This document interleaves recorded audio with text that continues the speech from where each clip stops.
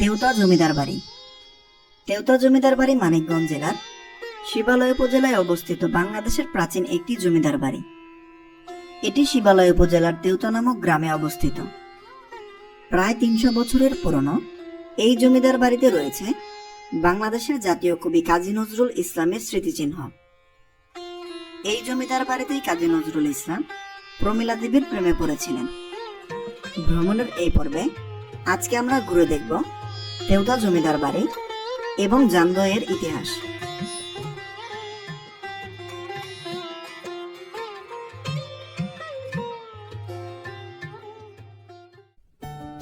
চব্বিশে জুন শনিবার আমি মানিকগঞ্জ বাস স্ট্যান্ড থেকে বাসে চড়ে ৩০০ বছরের পুরনো তেওতা জমিদার বাড়ি দেখার উদ্দেশ্যে যাত্রা শুরু করি।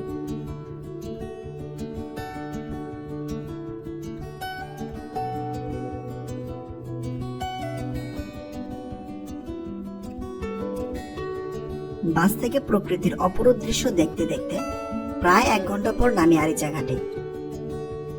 এরপর আরিচা ঘাট পৌঁছে একটি রিকশাতে করে তেওতা জমিদার বাড়ির দিকে যাত্রা শুরু করি।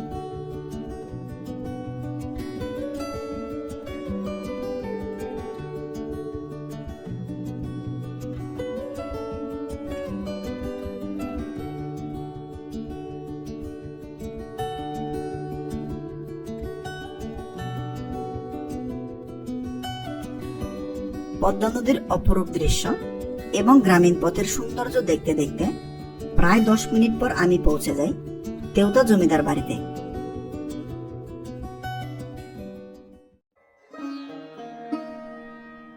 তেওতা জমিদার বাড়ি কাজী নজরুল ইসলাম ও তার প্রিয়তমা স্ত্রী প্রমীলা দেবীর স্মৃতি বিজড়িত একটি গুরুত্বপূর্ণ স্থান। মানিকগঞ্জের শিবালয় উপজেলার তেওতা জমিদার বাড়িতে কাজী নজরুল ইসলাম প্রমীলা দেবীর রূপে মুগ্ধ হয়ে লিখেছিলেন, তুমি সুন্দর তাই চেয়ে থাকি প্রিয়, সে কি মোর অপরাধ। কাজী নজরুল ইসলাম ও প্রমীলা দেবীর প্রেমের সাক্ষী তেওতা জমিদার বাড়ির পাশেই ছিল প্রমীলা দেবীর পিতার বাড়ি। প্রমীলা দেবীর পিতা বসন্ত সেনের পুত্র বীরেন সেনের সঙ্গে কবির সখ্যতার কারণে কবি তাদের বাড়িতে অবাধ যাতায়াত করতে পারতেন।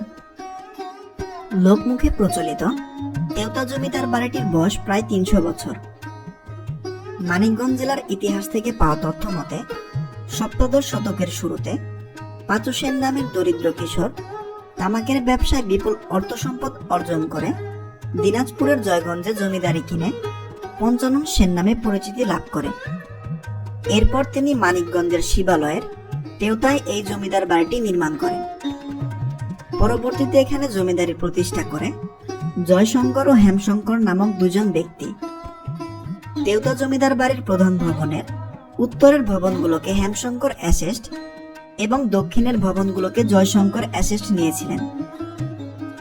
ভারত বিভক্তির পর তারা দুজনেই ভারত চলে গেলে বাড়িটি পরিত্যক্ত হয়ে যায়।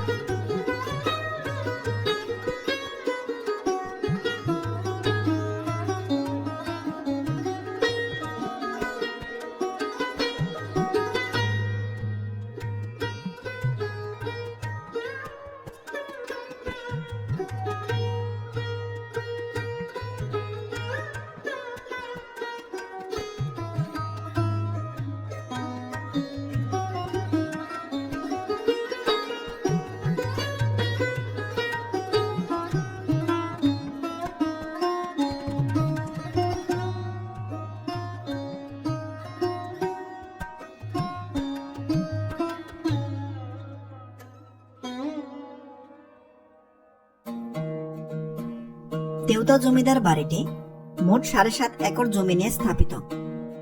মূল প্রাসাদের চারপাশে রয়েছে আরো বিভিন্ন ধরনের স্থাপনা ও বড় একটি দিঘি।